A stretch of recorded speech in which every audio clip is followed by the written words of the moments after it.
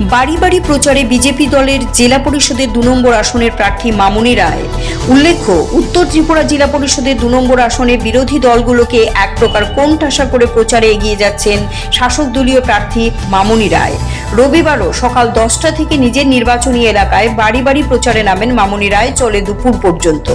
2 নম্বর জেলা পরিষদের আসনে রয়েছে চুড়াইবাড়ি, বাঘন, কালাগাঙের পাড় এবং কদমতলা গ্রাম পঞ্চায়েত। এদিন কদমতলা গ্রাম পঞ্চায়েতের বিভিন্ন ওয়ার্ডে এই কর্মসূচি পালন করা হয়।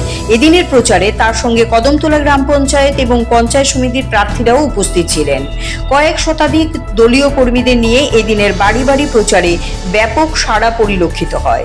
তবে এক্ষেত্রে বিরোধী দলের প্রার্থীদের ময়দানে দেখাই যাচ্ছে না।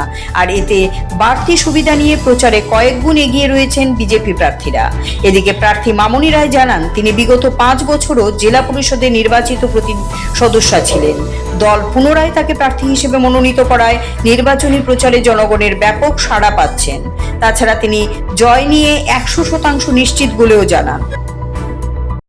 আমি মামনি রায়। আজকে কদমতলা পঞ্চায়েতের 4 নং ওয়ার্ডে আমরা সকাল থেকে বেরিয়েছি। এখন পর্যন্ত আমাদের চলছে। প্রায় 50-60 জন লোকের আমাদের সঙ্গে আছে। যার যার বাড়িতে যাচ্ছি, সবার বাড়িতে খুবই ভালোই সাড়া পাচ্ছি। সবাই এবার বিজেপি যাচ্ছে। তাদের সাথে কথা হয়েছে, এরপর এদেরকে নিয়ে আলাদা একদিন বসার সিদ্ধান্ত করা হয়েছে। বসিয়ে ওদেরকে ভালোভাবে বুঝিয়ে দেওয়া।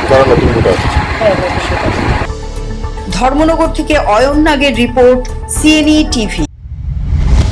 CNE TV, channel for news and entertainment.